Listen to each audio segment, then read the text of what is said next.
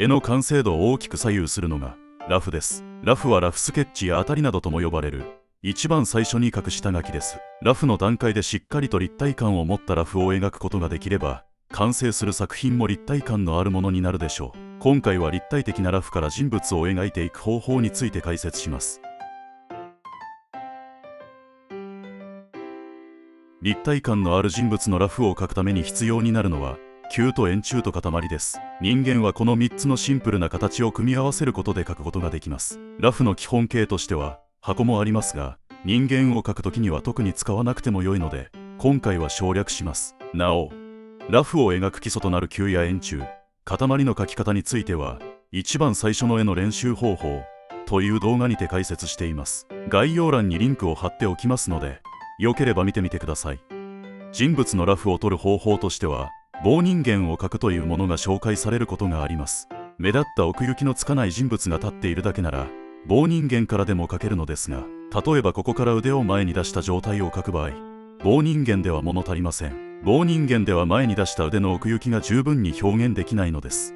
ではこの棒を円柱に変えてラフを描いてみましょう。立体的な円柱であれば腕を前に出した状態を表現することが可能になります。これは本来は長い円柱がカメラの方を向くことで円柱の長さが圧縮されて見えているという表現です。立体的な絵を描くためにはこの奥行きが圧縮されることを理解して描くことがとても大切です。人間の腕は細い棒ではなく、その中に骨や筋肉が入った厚みのある円柱です。円柱のような立体的で単純な形を組み合わせてラフを描いていくことで絵に立体感を出すことができるようになります。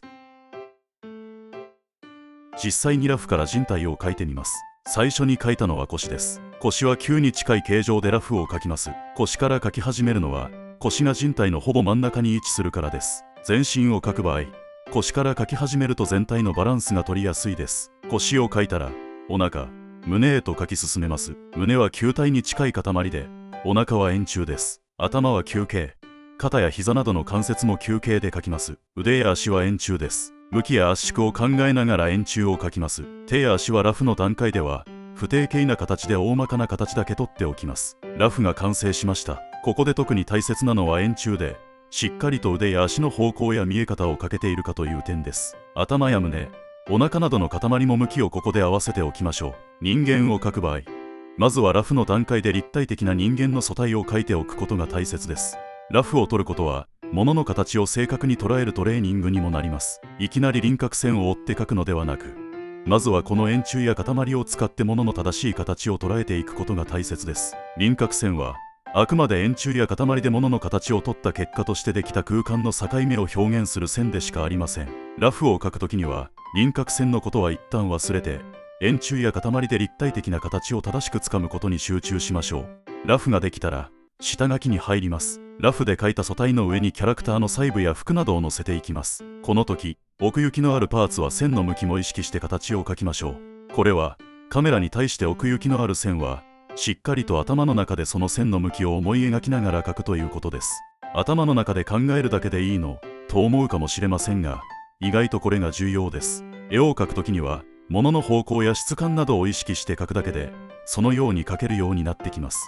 線の方向を意識すると奥行きが表現できるようになってきますし、描いてるものが布なのか肌なのか金属なのか、それを意識して描くだけで柔らかいものや硬いものを線の質で描き分けることができるようにもなります。ポイントは頭の中で描いているものの質感を思い浮かべながら描くことです。